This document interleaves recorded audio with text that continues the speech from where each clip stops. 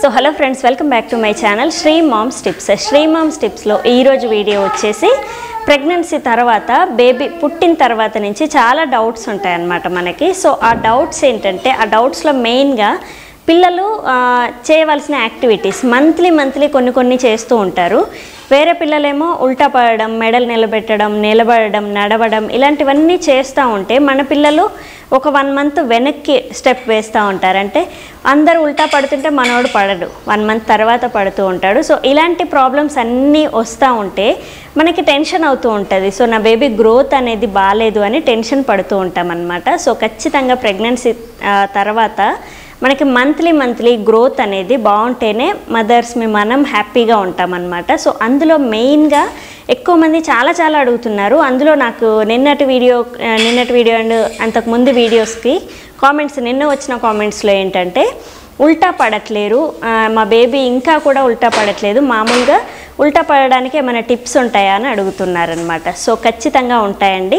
మనము కొన్ని మిస్టేక్స్ చేస్తూ ఉంటాము. సో బేబీ గ్రోత్ అనేది బాగుండాలి అని అంటే ఖచ్చితంగా మీరు ఫీడింగ్ అనేది 2 అవర్స్కి ఒకసారి ఇస్తూనే ఉండాలి. నైట్ టైం అయినా సరే ఎవ్రీ 2 అవర్స్కి ఒకసారి వాళ్ళు పడుకున్న లేపి మరీ ఫీడ్ అనేది చేయాలి.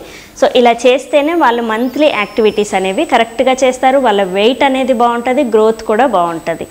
సో ఈ మిస్టేక్ మీరు చేయకుండా ఏ ట్రిక్స్ ట్రై చేసినా కానీ వర్కౌట్ అవుతాయి. మీరు అన్ని రకాలుగా ట్రిక్స్ చేసి పాలు అనేవి ఇవ్వకపోతే మాత్రం బేబీ గ్రోత్ అనేది బాగుండదు. సో తగ్గిపోతూ ఉంటారు, వాళ్ళ యాక్టివిటీస్ కూడా లేట్గా చేస్తూ ఉంటారనమాట. సో అందులో మెయిన్గా మనము ఫీడింగ్ అనేది ఖచ్చితంగా ఇవ్వాలి. అండ్ దాని తర్వాత మసాజ్ అనేది బాగా చేయాలి. సో మసాజ్ బ్యాక్ సైడ్ బాగా మసాజ్ అనేది చేస్తూ ఉంటే వాళ్ళు ఉల్టా పడడానికి చాలా తొందరగా ఉల్టా పడతారనమాట. రోజుకి 2 సార్లు మసాజ్ అనేది చేయండి, పర్వాలేదు. మార్నింగ్ ఒక్కటేసారి చేస్తూ ఉంటాం కదా.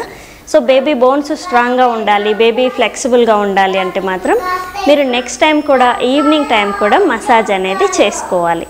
సో ఈ 2 మాత్రం ఖచ్చితంగా చేయండి.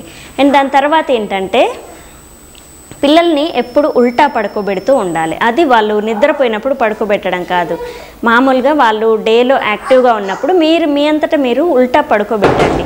అండ్ మీ పొట్ట మీద, మీ బొజ్జ మీద పడుకోబెట్టుకోవచ్చు. దాని తర్వాత మనం ఎత్తుకున్నప్పుడు కూడా ఉల్టా ఎత్తుకొని ఇలా ఊపడం లాంటివి చేయాలి. అంటే వాళ్ళకి రావట్లేదు కాబట్టి మనం ఉల్టా తిప్పి కాసేపు ఉంచడం చేయాలి. సో మీరు అక్కడే ఉండాలి.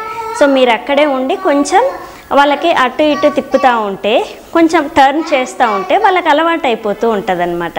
సో వాళ్ళు తిరగలేకపోతున్నారు కాబట్టి మీరు బలవంతంగా, అంటే ఈ చెయ్యి ఒక్కటి చూసుకోవాలి, చెయ్యి చూసుకొని వెనక్కి పెట్టుకొని మీరు ఉల్టా వేస్తే మాత్రం ఖచ్చితంగా బేబీ ఉల్టా పడడానికి ఆస్కారం ఉంటుంది. రోజుకి కొద్దిసేపు అయినా, ఒక 5 నిమిషాలైనా మీరు ఉల్టా పడుకోబెట్టడానికి ట్రై చేయండి. సో చూశారు కదా, మా బాబాయ్ తల్లరి చేస్తుండు. సో ఈ వీడియో మంచిగా రాకపోతే కామెంట్లో నాకు అడగండి, నేనైతే క్లియర్గా ఎక్స్ప్లెయిన్ చేస్తాను. సో చూశారు కదా ఈరోజు వీడియో. And thank you. Please subscribe my channel Shri moms tips. Thank you.